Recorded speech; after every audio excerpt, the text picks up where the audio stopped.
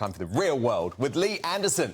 And GB News star Nigel Farage blew Coots's cover out the water yesterday as he revealed the illustrious bank had not cancelled his account for commercial reasons, as they and the BBC first claimed. The real reasons, it transpired, were actually pretty sinister.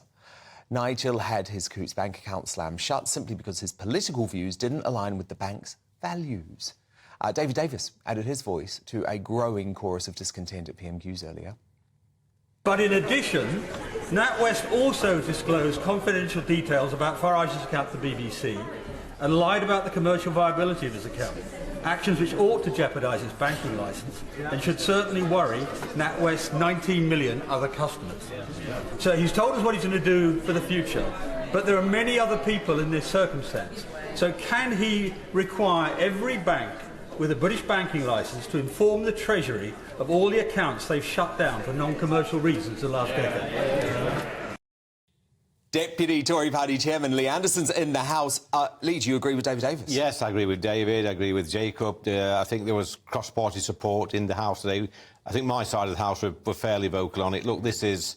The thing that's happened to Nigel is spiteful, it's vindictive, it's a form of communism, it's control. And what I'd really like to know, Dan, is these values that Coots Bank talk about, what's their values? Because I bet if you scratch deep enough and go back further in time, there's some dodgy dealings gone off at not just that bank, at most banks around the world. There's some dodgy money in there somewhere. Well, isn't the issue, if they're saying that, for example, Farage should be cancelled because he tweets a trans joke by Ricky Gervais, so maybe questions this LGBTQI++ agenda, whatever it is, shouldn't they then ban all money that comes from the Middle Eastern regimes where you can be stoned to death for being gay? It's a good point. You know, we see these, like you say, Middle Eastern countries have got a terrible track record on human rights with gay people, LGBTQ+.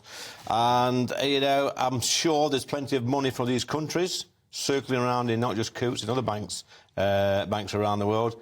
Look, if they're going to take the moral high ground, Dan, they've got to do it properly. I think what they've done, they've picked on Nigel. You know, I don't agree with all of Nigel's views, but I respect his right to have those views. But I think they've picked on the wrong person.